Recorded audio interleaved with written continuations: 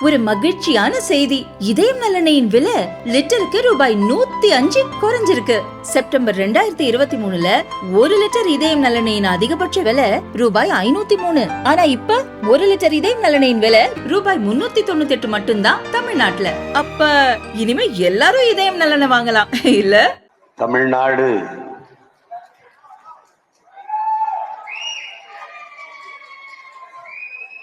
வணிகர் சங்கங்களினுடைய பேரவை நடத்தி கொண்டிருக்கிற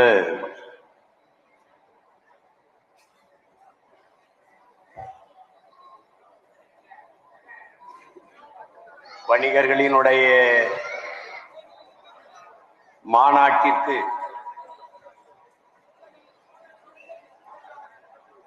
உணர்வெழுச்சியோடு வந்து ஒன்று கூடி அரங்கை நிறைத்து அமர்ந்திருக்கிற என் அன்பு சொந்தங்கள் அனைவருக்கும் என் அன்பும் வணக்கமும். இங்கே மாநாட்டிலே பங்கேற்று வாழ்த்தி சென்றிருக்கிற மதிப்புமிக்க பெருமக்கள், தலைவர்கள்,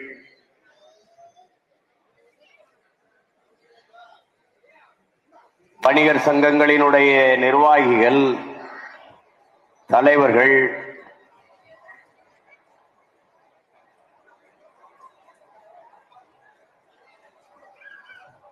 வாழ்த்தி அமர்ந்திருக்கிற என்னுடைய அன்பிற்கினிய அண்ணன் தடா ரஹீம் அவர்கள், என் அன்பு தம்பி ஹாரூன் ரஷீத் அவர்கள்,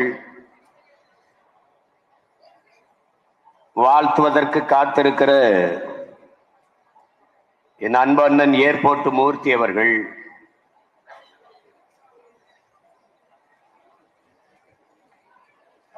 வாழ்த்துறை வழங்குவதற்காக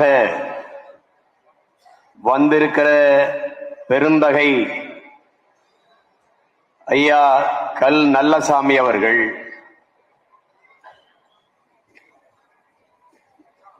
வணிக பெருமக்களை வாழ்த்தி சென்றிருக்கிற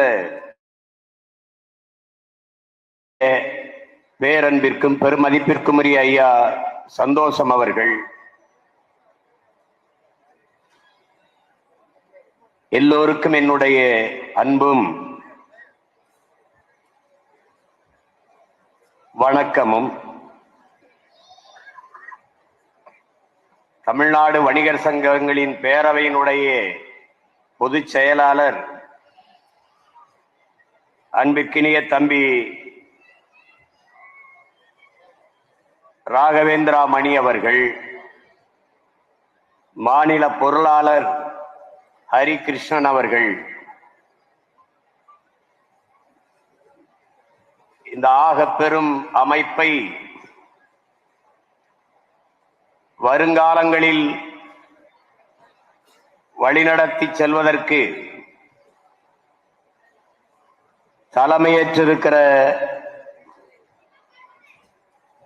என் அன்பு தம்பி, என் ஆருயிர் இளவல் டைமண்ட் ராஜா வெள்ளையன் அவர்கள்,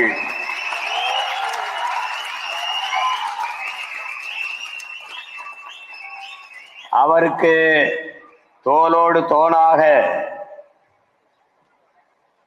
துணை நிற்க இருக்கிற முன்னாள் இந்நாள் நிர்வாகிகள் அனைவருக்கும் என்னுடைய அன்பும் வணக்கமும். இங்கே தலைவராக நிற்கிற என்னுடைய தம்பி டைமண்ட் ராஜா அவர்கள்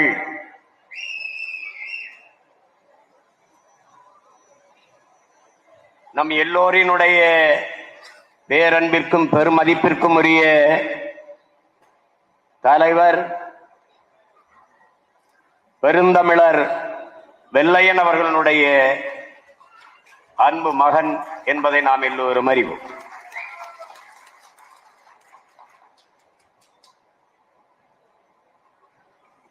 வெள்ளையன் அவர்களுடைய தோற்றத்தை பார்க்கிற போது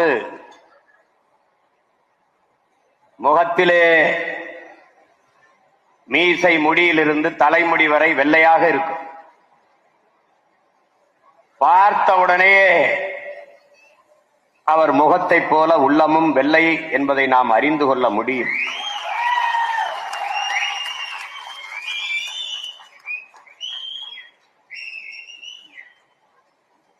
உண்மையிலேயே வணிகர்களினுடைய நலனுக்கு பாடுபட்ட ஒரு மகத்தான தலைவர் இந்த மண்ணில் நம்முடைய ஐயா வெள்ளையன் அவர்கள். என்னை போன்ற பிள்ளைகள் மிக அருகில் நின்று அன்பு கொண்டு நேசித்து பழகிய பெரியவர்களில் அவரும் ஒருவர். தமிழர்களுக்கு இரண்டு பெரும் தாய் நிலங்கள், ஒன்று தமிழ்நாடு, இன்னொன்று தமிழ் ஈழம். ஆயிரம் ஆயிரம் ஆண்டுகளாக அடிமைப்பட்டு கிடக்கிற அன்னை தமிழ் சமூகம் ஒரு விடுதலை பெற்று பெருமையோடு உயர்ந்து சிறந்து வாழ வேண்டும் என்கிற பெருங்கனவோடு தமிழர்களுக்கென்று தனித்த ஒரு தாய் நாடு, விடுதலை பெற்ற தேசம் தேவை என்று முடிவெடுத்த பிறகு அந்த விடுதலையை அடைவதற்காக ஒரு புரட்சிகர விடுதலை படையை கட்டி போராடியது எம்முயிர் தலைவன் மேதகவே பிரபாகரன் அவர்கள்.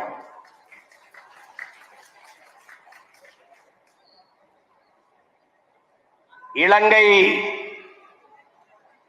இனவாத அரசு உலக நாடுகளின் துணையோடு அந்த விடுதலை போராட்டத்தை வீழ்த்தி நசுக்கியது. கொத்து கொத்தாக நம் மக்களை கொன்று குவித்தது 2008, 2009 காலகட்டங்களில். அச்சூழலில் தூத்துக்குடியில் எங்கோ ஒரு சிற்றூரில் பிறந்த ஒரு எளிய மகன் திரைப்படத்தில் பெரிய இயக்குனராக வேண்டும் என்று கனவோட வந்த ஒரு தம்பி என்னரும் தமிழ் மக்கள் கொன்றொழிக்கப்படுகிற போது அதை கண்டுகொள்ளாது கேளிக்கை விடுதிகளிலும் திரையரங்குகளிலும் மதுக்கூடங்களிலும் குவிந்து நிற்கிறீர்களே அன்பு மக்களே என்ற வருத்தத்தில், கோபத்தில் அவன் உள்ளத்தில் எரிந்த நெருப்பை உடலிலே கொட்டி வெந்து செத்தான். அவன் பற்ற வைத்த புரட்சி தீயில் தமிழ்நாடு எரிந்தது. என் உயிர் தம்பி முத்துக்குமரன் அவர்கள்.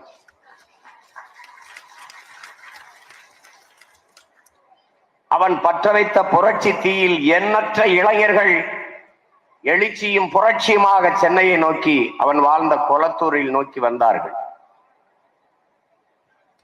அன்றைக்கு இறந்து கிடந்த அந்த தமிழ் மகனின் பக்கத்திலே இவனுக்கு நானே தந்தை என்று நின்றவர் நம்முடைய ஐயா வெள்ளையன் அவர்கள் என்பதை எவரும் மறுக்க முடியாது. பெற்றவர் எவரோ உற்றவர் நானே என்று உடன் நின்ற பெருந்தகை தமிழ் பேரினத்தின் மகன் ஐயா வெள்ளையன் அவர்கள். கடைசி வரை அந்த பேரணியில், அந்த ஊர்வலத்தில் நின்று அன்றைக்கு இருந்த ஆட்சியாளர்களுக்கு நெருக்கடியை தந்தார். ஆட்சியாளர்களை பற்றி கவலைப்படவில்லை. தன் மொழி, தன் இனம், தன் நிலத்தின் உரிமை, தன் இனத்தின் எதிர்காலம், அதன் பாதுகாப்பான நல்வாழ்வு என்ற ஒரே கனவோடு எதை பற்றியும் கவலைப்படாமல் அந்த இறுதி ஊர்வலத்தில் பேரணியில் நின்றார். அந்த உணர்வோடு கடைசி வரை இந்த நிலத்திலே நின்றார். அதற்காக எங்களுடைய அண்ணன் தடா ரஹீம் சொன்னது போல ஒன்றாக இருந்த வணிக பேரமைப்பை இரண்டாக உடைத்தவர்கள் அன்றைய ஆட்சியாளர்கள். இயக்கம் இரண்டாக உடைந்தாலும் சரி, இனத்தின் உரிமைதான் முதன்மையானது, அதன் பாதுகாப்பு தான் உரிமையானது என்று களத்திலே கடைசி வரை நின்ற மகன் நம்முடைய ஐயா வெள்ளையன் அவர்கள். தன்னலம் தன் குடும்ப நலம் என்று கருதாது வணிக பெருமக்களின் நலன் ஒன்றையே இறுதி மூச்சு வரை கருதி களத்திலே நின்ற தலைவன் ஐயா வெள்ளையன் அவர். அந்த மகத்தான தலைவனின் விரல் பிடித்து நடந்த மகன், அவர் கூடவே நின்று அவள் நிழலிலே நின்று வணிக பெருமக்களின் துன்ப துயரங்களை கற்றறிந்தவன், அந்த துயர துன்பங்களை பார்த்தறிந்தவன் என்னுடைய தம்பி டைமண்ட் ராஜா அவர்கள். எது ஒன்றும் முற்று அல்ல, முடிந்து விட்டது என்று நினைக்கிற இடத்தில்தான் பல பல அரிய செயல்கள் தொடங்கி இருக்கிறது. அன்பு மக்கள், ஒரு வாக்கியம் முற்று பெறுகிற போது அடுத்த வாக்கியம் அங்கிருந்து தொடங்குகிறது. ஐயா வெள்ளையன் விட்டு சென்ற பணியை விட்ட இடத்தில் இருந்து என் தம்பி டைமண்ட் ராஜா அவர்கள் தொடர்கிறார்.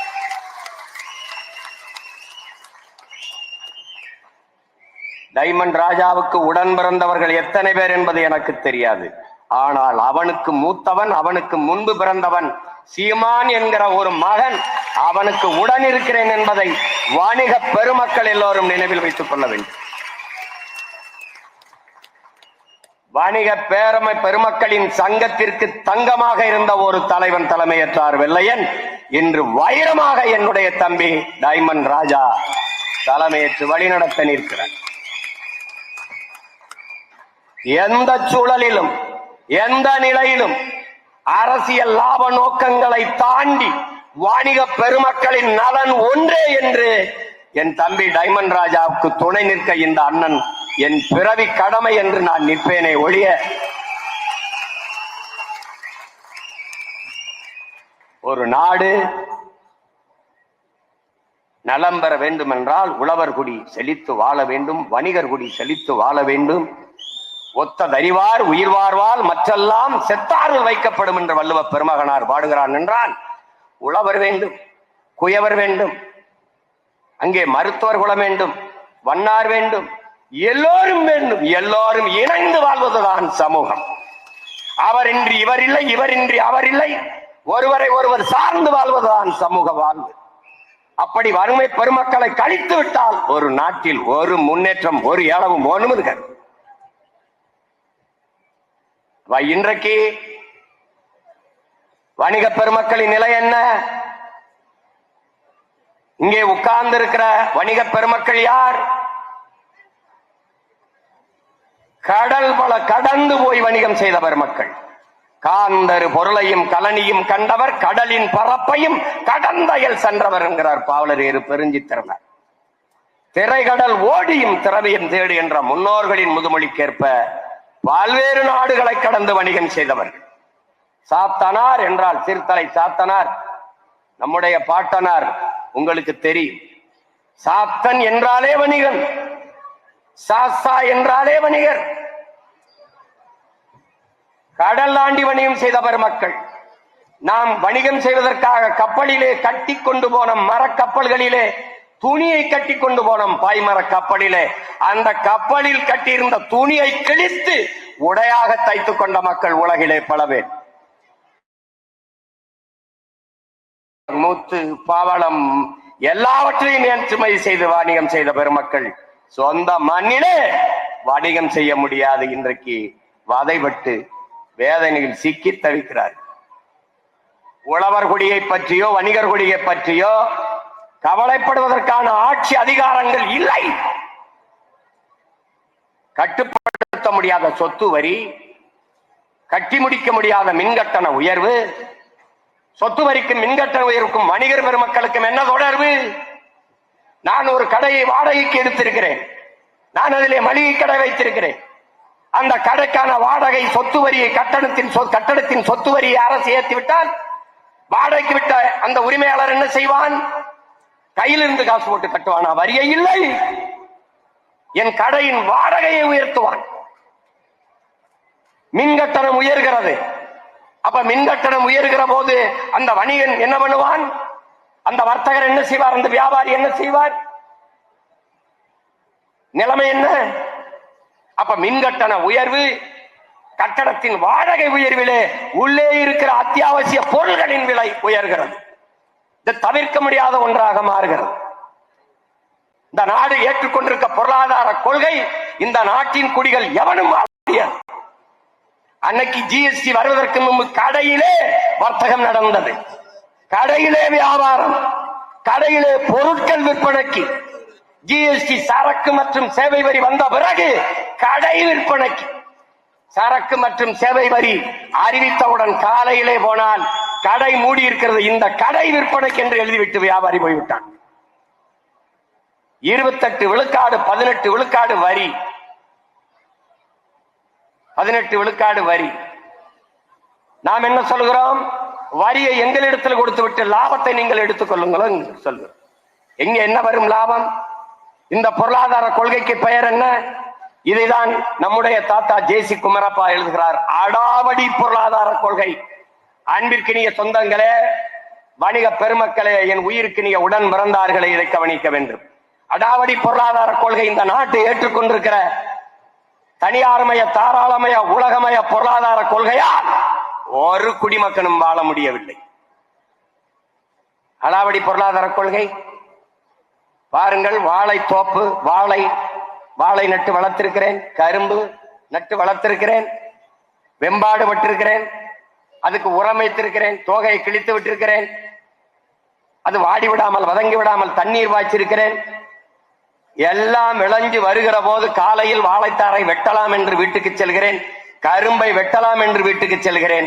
வாழைத்தார் முழுக்க குரங்கு தின்று விடுகிறது, யானை புகுந்து கரும்பு காட்டில் முழுக்க அழித்து விடுகிறது, மொத்தத்தையும் நாசம் பண்ணி விடுகிறது.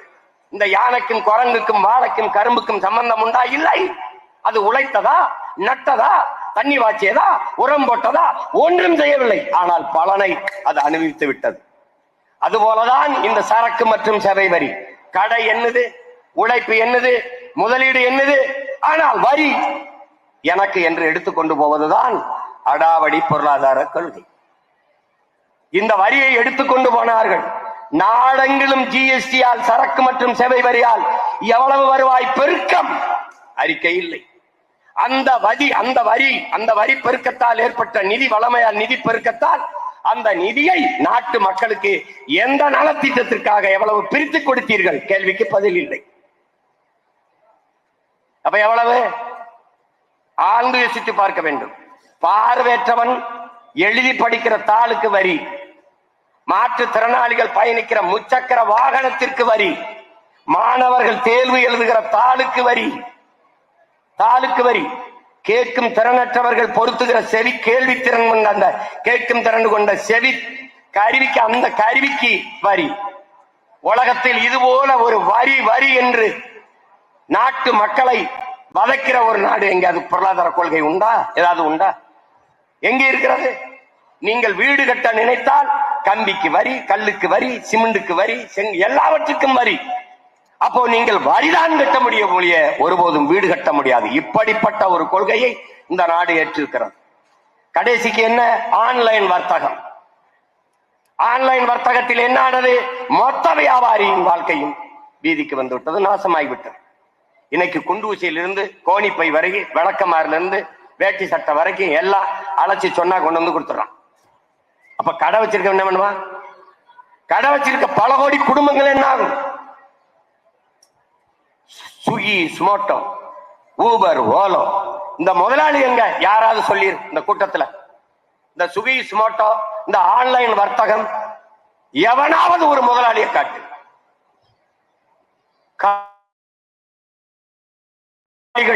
இந்த மண்ணின் மக்களின் உழைப்பை சுரண்டி கொண்டு போகிறார்கள். வீட்டில் இருந்தபடியே எல்லாவற்றையும் அலைபேசியில அழைத்து, எனக்கு இது கொடு, எனக்கு ஒரு காலனி கொடு, எனக்கு ஒரு கடிகாரம் கொடு, எனக்கு ஒரு சட்டை கொடு, எனக்கு சோப்பு கொடு, எல்லாத்தையும் வீட்டுல வந்து கொடுத்தா மணி கடை வச்சிருக்க என்ன பண்ணுவான்? அன்னைக்கு வால்மார்ட் வந்தது, அமெரிக்காவின் வால்மார்ட். எதிர்த்து போராடினோம். இதே ஐயா வெள்ளையன் தலைமையிலே பல வணிகர்கள் சேர்ந்து எதிர்த்து போராடினோம். நானெல்லாம் கடுமையாக நின்று போராடினோம், தடுத்தோம். டிமார்ட் என்று வேற பேர்ல உள்ள வந்தது. அப்புறம் யாவரும் வணிகர்களுடைய நலனை பற்றியோ அவருடைய எதிர்காலத்தை பற்றியோ கவலைப்படுவதாக இல்லை. மின் கட்டண உயர்வு, நூல் விலை உயர்வு, நெசவாளி வாழ்க்கை போச்சு. விவசாயி விலை வச்சு வந்தால் அதுல கொள்முதல் இல்லை. அவன் ஒரு மூட்டைக்கு 100 ரூபாய் கமிஷன், 100 ரூபாய் தான் லாபமே வரும். அந்த நெல்லை எடுத்துக்கொள்வதற்கு 100 ரூபாய் கமிஷன். எப்படிப்பட்ட நாடு, எப்படிப்பட்ட கட்டமைப்பு! ஆண்டுதோறும் மாநாடு நடத்தி பயனில்லை பெருமக்களே. இதை மாற்ற வேண்டும் என்கிற உறுதியை எடுப்பதில் தான் பயன் இருக்கிறோம்.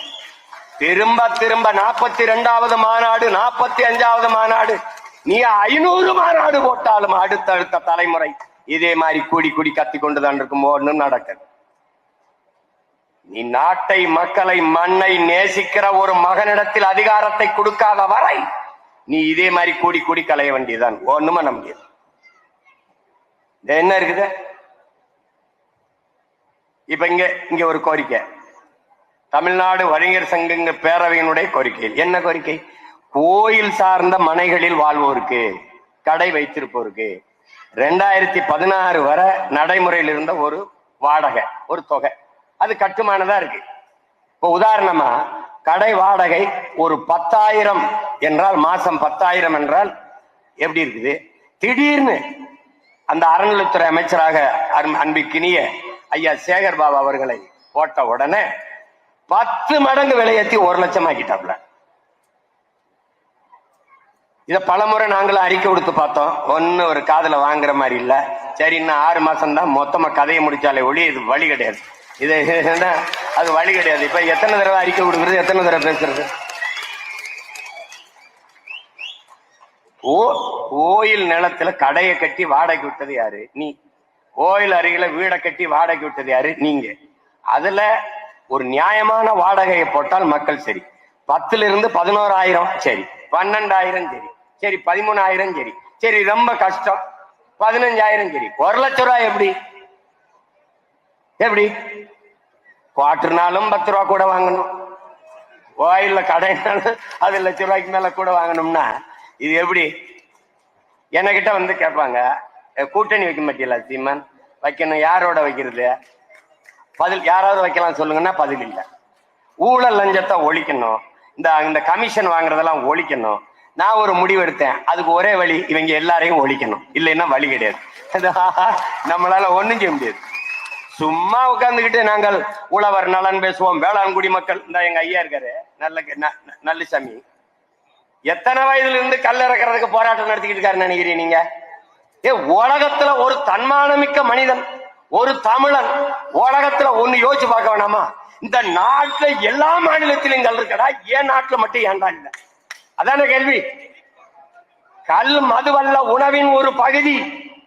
இந்திய அரசியலமைப்பே சொல்லுது, உணவை சாப்பிடும் போதுதான் மனிதன் போதும் என்று சொல்கிறான். சாப்பாட்டிலே, மதுவிலே, பீரோ, பிராண்டியோ, விஸ்கியோ, ரம்மோ, ஜின்னோ, ஒயினோ, எந்த கருமத்தை குடித்தாலும் போதும் என்று சொல்ல மாட்டான்.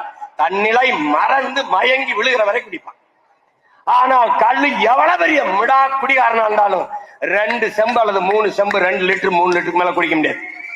குடிச்சா போதும். அதனால என்ன இருக்கு? அது உணவு, உணவின் ஒரு பகுதி. நான் இந்த மாநாட்டு இந்த அரங்கில் இருந்து பேசுகிறேன். எல்லோரிடத்திலும் ஒரு கேள்வி எழுப்புகிறேன். கள்ளை குடித்து செத்தவன் சொத்தமிட்டையை வித்தவன் ஒருவனை காட்டு, ஒருவனை காட்டு. கல்லு குடிச்சு இந்த புள்ள தாலி எடுத்துட்டான், கள்ள குடிச்சு சொத்தமிட்டையை வித்துட்டான், ஒருத்தனை காட்டு. கிடையாது. ஆனால் கேரளாவில் கல், புதுச்சேரியில் கல், ஆந்திராவிலே கல், கர்நாடகாவிலே எல்லா மாநிலத்திலும் கல் இறக்கி விற்கப்படுகிற போது தமிழ்நாட்டில் மட்டும் தடை இருக்க காரணம் என்ன? காரணம் என்ன? இந்தியாவில் எத்தனையோ மாநில முதலமைச்சர்கள், எந்த மாநில முதலமைச்சருக்கும் சாராய ஆலை கிடையாது, சரக்கு காய்ச்சுற தொழிற்சாலை கிடையாது. தமிழ்நாட்டை ஆளுகிற முதலமைச்சர்களுக்கு மட்டும்தான் கணக்கில்லாத சாராய ஆலைகள். நீ முதலமைச்சரை தேர்வு செய்து வைத்திருக்கோம் என்று பெருமைப்பட்டு திரிகிறாய். நீ சாராய ஓனர்களை, சாராய ஆலை அதிபர்களை தேர்வு செய்து வைத்திருக்கிறாய். ஏன் அவன் கல்லை இறக்க விட மாட்டேங்கிறான்? நீ கல்லை, ஆனால் டாஸ்மார்க்க மூட வேண்டியது வரும். டாஸ்மார்க்க மூடலானவனுக்கு என்ன? சாராய ஆலையில் காய்ச்சற சரக்கை இங்க விற்க முடியாது, இந்த வியாபாரம் படுத்து விடும். எந்த வியாபாரத்தையும் பற்றி கவலைப்படாத இந்த ஆட்சியாளர்கள் டாஸ்மார்க் வியாபாரத்தை பற்றி மட்டும் கவலைப்படுவார். என்னைக்கு இதெல்லாம் சிந்திக்க போற? உனக்கு கோவம் வந்திருக்கா? இங்க வாயா, எதுக்கு கல்ல இறக்க விட மாட்ட? கேட்க மாட்ட, கேட்க மாட்ட. எத்தனை வயது வரை போராடிட்டு இருக்காரு இந்த பேர் உட்கார்ந்து இருக்கிறதுல. ஒரு ரெண்டு பிரச்சனையா இந்த மக்கள் சந்திக்கிறது? ஒரு ரெண்டு பிரச்சனையா சொல்லுங்க.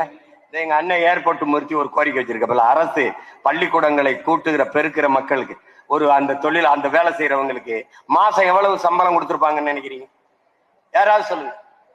உங்க மனச்சான்று இங்க பாருங்க, நெஞ்சில வச்சு பாருங்க. 100 ரூபாங்க ஒரு மாசம் முழுமைக்கும். அந்த அவ்வளவுதானே, 100 ரூபாங்க, 100 ரூபாங்க. ஏங்க இந்த காலத்துல 100 ரூபாய்க்கு என்னங்க பண்ணுவோம்? ஒரு மாசத்துக்கு டீயாவது குடிக்க முடியுமாங்க? ஒரு மாதம் முழுமைக்கும் அந்த பள்ளிக்கூடத்தை தொடச்சு கூட்டி கீட்டி எல்லாம் பண்ற ஒரு தொழிலாளிக்கு சம்பளம் கொடுத்து, அரசு வேலை தான், சம்பளம் கொடுத்துருக்கு 100 ரூபாய். அது எப்படி வாழும் ஒரு குடும்பம்? கால கொடுமைங்க, கால கொடுமை. சத்துணவுக்கு சத்துணவு ஆக்கி போடுற ஆயாவுக்கு வேலை கொடுக்க 3 லட்சம் ரூபாய் கமிஷன் வாங்கினா அந்த ஆயா சத்துணவு மாணவனுக்கு ஆக்கி போடுமா? அது வீட்டுக்கு எடுத்துட்டு போமா? எந்த மாதிரி முட்டைய பிள்ளைகளுக்கு கொடுக்குமா?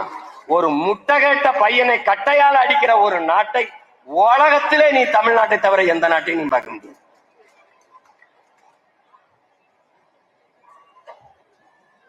இதனால ஒண்ணுதான் ரொம்ப பேசுனா நீங்க பாதிக்கப்பட்ட கூடாது. எனக்கு ஒண்ணு இல்ல, எனக்கு ஒண்ணு இல்ல. யாரு நீங்க எல்லாம் சீமா ஆளுகளா? சீமா ஆளுகளா? சீமான குட்டி வந்து மாநாட்டுல பேச விட்டீங்களா அப்படின்னு? யாரு இந்த முன்னாடி இருக்கிற கடையில போய் நோண்டுறது, அங்க பீச புடுங்கிறது, கட்டணத்தை தோன்றது, தண்ணீரை வெட்டி விடுறது, 80 நாளைக்கு வெட்டுவேன். நான் வந்தவன மொத்தமா தூக்கி விட்டுருவேன்.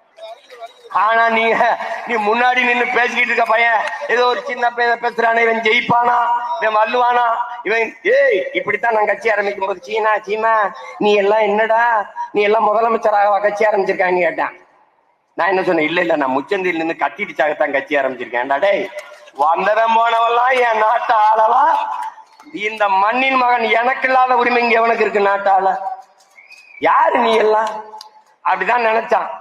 ஒரு ஒரு ஒரு விழுக்காடு, அப்புறம் 4, அப்புறம் 7, இப்ப 8 விழுக்காடு.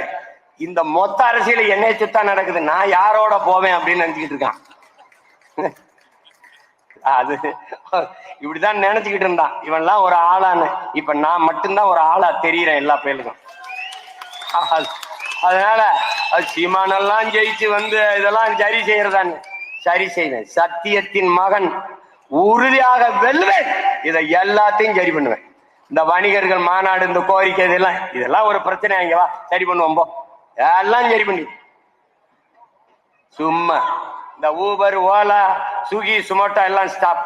எங்க பிள்ளைங்க படிச்ச பிள்ளைகளுக்கு நானே வண்டி வாங்கி கொடுத்து போய் குடா, போய் எல்லாம் விநியோகம் எல்லாம் பண்ணு, எல்லாம் அரசு வேலை மாத்தி விட்டு. சும்மா தனியால ஒரு சின்ன பையனா இருக்கான்னு நினைக்காத. அண்ணன் கூட இருக்கு சும்மா. ஆமா, உலக தமிழ் பேரினம் எங்க கூட நிக்குது. அதனால சும்மா நம்ம ஒரு சிறிய நமக்கு யார் இருக்கான்னு நினைக்க கூடாது. உலகம் பூரா நம்ம இன்னைக்கு இந்த இடத்துல பேசிக்கிறேன்னு இந்த அரங்கத்துக்குள்ள இருக்கிறவன் தான் கேட்கிறான்னு நினைச்சுக்காத. உலகம் பூரா கேட்டிருக்கா. உலகம் பூரா என் உயிர் தமிழ் சொந்தங்கள் எங்கெங்க வாழ்கிறானோ அங்கெங்கெல்லாம் இந்த குரல் ஒலித்துக் கொண்டிருக்கிறது. வணிக பெருமக்களின் உரிமைக்காக, அவர்களின் பாதுகாப்புக்காக எந்த எல்லைக்கும் போய் நானும் என் தம்பி டைமண்ட் ராஜாவும் நின்று போராடுவோம் என்பதை இந்த மாநாட்டு திடலில் உறுதியளிக்க. எந்த சூழ்நிலையும் என் தம்பிக்கு நிற்பேன். அன்னைக்கு அவர் என்னிலும் பெரியவர். என்னுடைய நான் பக்கத்தில் நிற்கிற அவசியம் எங்களுடைய ஐயா வெள்ளையனுக்கு இல்லை. ஆனால் இன்றைக்கு என் தம்பி டைமண்ட், அவனுக்கு எந்த சூழலில் என்ன ஆனாலும் நான் நிற்பேன், பக்கத்துல நான் நிற்பேன். அதை நீங்க நினைவில் வைத்து வணிக பெருமக்கள் எல்லாரும் என் தம்பிக்கு துணையாக நில்லுங்கள். நான் உங்களுக்கு உயிராக இருப்பேன் என்பதை இந்த மாநாட்டிலே உறுதி தருகிறேன். அவனோடு இருக்கிற நிர்வாகிகள் ஒவ்வொருவருக்கும் என்னுடைய வாழ்த்துக்கள், அன்பு. ஒற்றுமையா இருந்து செய்யுங்கள். சங்கம் தங்கம் தராததை சங்கம் செய்யும் தரும் என்கிறார். தங்கத்தையும் விட மதிப்பு மிக்கது சங்கம். ஒற்றுமை ஒன்றுதான் சாதிக்கும். அடுத்த மே 5 மாநாடு நடத்துறதுக்கு நமக்கு நேரம் இருக்குமோ இல்லையா, தேர்தல் காலம், அதுக்கும் சேர்த்து இப்பவே வாழ்த்துறேன். இது போல பல மடங்கு பல ஆயிரம் மடங்கு வணிக பெருமக்கள் கூடி ஒற்றுமையா வளர்த்து நம்முடைய வணிக பெருமக்களின் நலனை பாதுகாத்து வருங்கால தலைமுறை பிள்ளைகளுக்கு ஒப்படைக்கணும். வணிகர் இல்லை என்றால் நாட்டில் ஒண்ணும் இல்லை, பொருளாதார வளர்ச்சியும் இல்லை, ஒண்ணும் இல்லை. அதை புரிந்து கொண்டு நீங்கள் எல்லோரும் ஒற்றுமையா இருந்து பணி செய்யுங்கள். இந்த வணிகர் சங்கங்களின் பேரமைப்பை முதன்மை தளபதியாக இருந்து வழிநடத்திருக்கிற என் தம்பி டைமண்ட் ராஜா வெள்ளையன் அவர்களுக்கு என்னுடைய அன்பும் வாழ்த்துக்களும். என்றென்றும் வணிக பெருமக்களுக்கு நாம் தமிழர் என்ற அரசியல் புரட்சிகர அரசியல் படை துணை நிற்கும் என்கிற உறுதியை அளித்து உங்கள் அனைவருக்கும் என்னுடைய அன்பையும் வாழ்த்துக்களையும் சொல்லி விடைபெறுகிறேன். நன்றி, வணக்கம்.